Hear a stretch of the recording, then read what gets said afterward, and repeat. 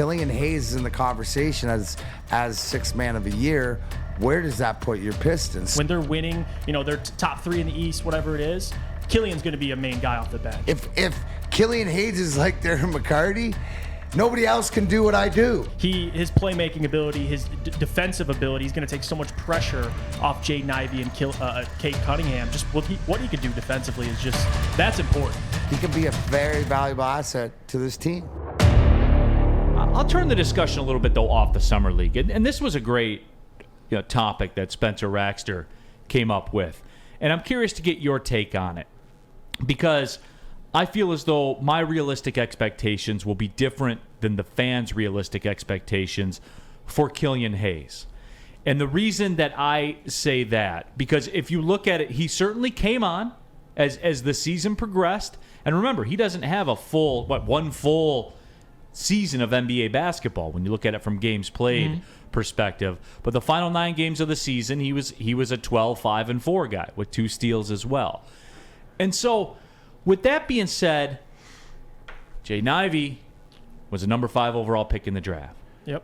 Cade ain't going anywhere. You see my trend here with what's going on with Killian Hayes. What's realistic expectation for him? I think there's certainly a spot on this team. I mean, anybody who's put up those numbers, especially just defensively, there's always going to be value. And you look at even the 2 teams in the finals right now. I'm not comparing Killian Hayes, but you see the need for that guard off the bench like Killian Hayes. You look at with Golden State, they had Jordan Poole. Now he's not the player Jordan Poole is, but with Boston, Derek White, there's always going to be value in having a guy like Killian Hayes in your second unit. So there's going to be value. Whether he's starting, I don't think so. But again, like Dwayne Casey says, it's not about who's starting, it's about who's finishing.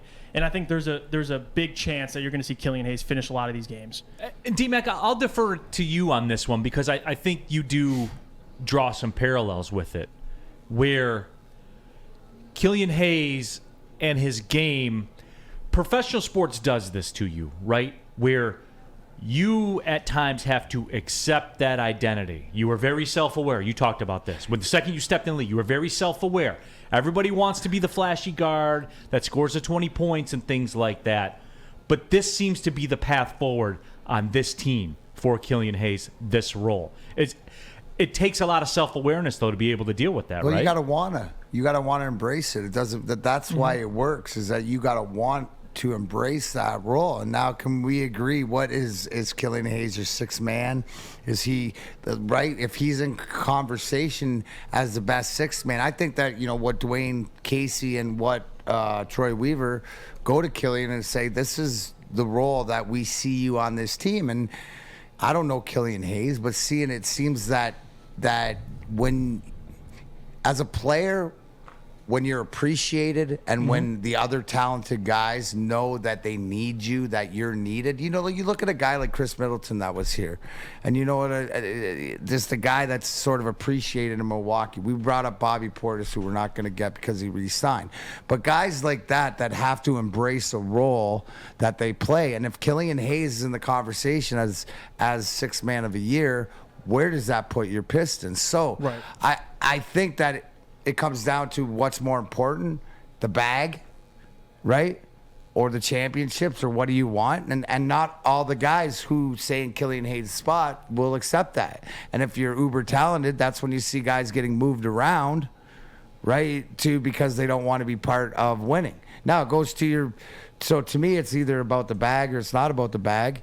And it doesn't seem like to Killian it's more about the bag. So it's about winning and about what they have. I think the fact that the age group and the fact that they can do this all together really plays into it. So what's a realistic expectation, man? Bottom line is sixth man. And I'm not saying there's other things he's going to bring besides scoring. It's the versatility. It's defensively, being another playmaker off the bench. You really have multiple playmakers now. I mean, with Jaden Ivey now on the roster, Killian Hayes, and to your point, like obviously as a former professional athlete, you understand that you come into the league, you're drafted 7. He's supposed to be the franchise point guard at the time, and now it's a tough pill to swallow. Now you're a backup point guard essentially, but he'll still play starter minutes. I mean, you look at even Tyler Hero. There's still roles around the league, different roles. Tyler Hero's a pure scorer, but he always says, like, I could start if I wanted to.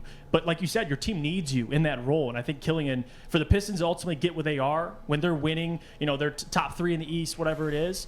Killian's going to be a main guy off the bench, and I think his development is so key for the Pistons. Those guys got to embrace it, Neal. And- Right? and Those see, I think second that's what it tier, comes down to. They Embrace have it. to embrace it. Because how do you get caught up? And it's easy to do. Like, look, we do this. I do this in the media. I'm sure there were times where you stepped out of yourself, and I bet a 23-year-old Darren McCarty that's in the NHL that says, man, I've bagged 60 goals in the OHL. Like, I can do what these guys are doing. I know it's not what the roll call. You know what I'm saying, though? But when you're young, you take a look at what you were and Killian Hayes, as a 7th overall pick in the NBA draft. Because I think fans might end up doing this at some point, too. I'm a bad example.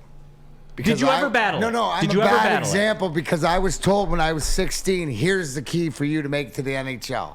Right? You got to do one thing better 99.9%. For me, it's playing physical. So you never had a moment where you said... I just knew that if I worked on it, that I had skill and stuff like this, but that was never the number one priority. Look at being around. So if you're Killian Hayes and realizing that you brought this to the table, but to be a part of it, and then you're a key... Because here's the thing. If Killian Hayes is like Darren McCarty, nobody else can do what I do. Right? That's my mentality. Nobody else can have my job. Nobody else can do my job for these Hall of Famers. That's my job, right? I'm a cog in the wheel. I'm a bling bling cog in that wheel, right? So if you have to embrace it, because I knew it was like being a goal scorer, because I knew they needed that. I knew Proby needed, a Robin to his Batman. But I was told when I was young, so the focus was always had to be physical. Don Cherry, right? When a crusher becomes a rusher, he becomes an usher. That was always the saying in the back of my mind, right? So along those lines, if Killian embraces it and embraces the sixth man, because you look, Jeff, you tell me, looking around to all the successful teams, it's that bench play by the first couple guys off the bench that can that separates your team. That can either... But they buffer it. Sometimes you see that guy come in and then he goes off, he gives energy, and he can like a Tyler Hero. That is a pure scorer, puts the ball in. Or guy comes off the bench and he's a shutdown guy because they need him to shut somebody down to give somebody some air. If you can give Cade some breathing room and you can rotate. I just think we were talking about the Lions and what's going on and expectations, and we're talking about 10 wins. Well, this Pistons team, if they're building and everybody buys in, that's what it is. Everybody buys in. He can be a very valuable asset to this team because he can do so many things, right? That's it right Because he is that talented, because he is a 7th overall pick. Because if you don't get the first overall Cade Cunningham, he's probably your guy. Yeah. So it's actually, you look at the depth and the brilliance, and then you add Jaden Ivey, and then you got Sadiq Bey throwing bombs, and then you have Killian embrace off the bench. Man, I'm starting to look at the Pistons like you're showing me to look at the Lions. And the Red Wings are the same way. So as we talk about them, they're all building. That recipe is permeated in the oven. Yeah, to your point, the stars get you there, but the bench players, they finish the job for you. And that's always how it's been. So with Killian Hayes, there's certain lineups you're going to see this year where you may see Killian, Jaden Ivey, and Cade at the 3. Like, they can all be on the floor together, and that goes back to Darren's point, his versatility. He can do so many different things. His playmaking ability, his defensive ability, he's going to take so much pressure off Jaden Ivey and Cade Cunningham. Just what he can do defensively is just, that's important. And talk about embracing a role, it's really a mental thing with Killian. It's a confidence thing. And I think you saw it last year when they played Oklahoma City. Yes, they had a bunch of G Leaguers out there for OKC, but he had 26, 8 and 8 or something like that. So when you put him in those situations, him coming off the bench, facing second unit guys, that's the way to build confidence. He's going to be a key piece for the Pistons when they're winning, no doubt about it.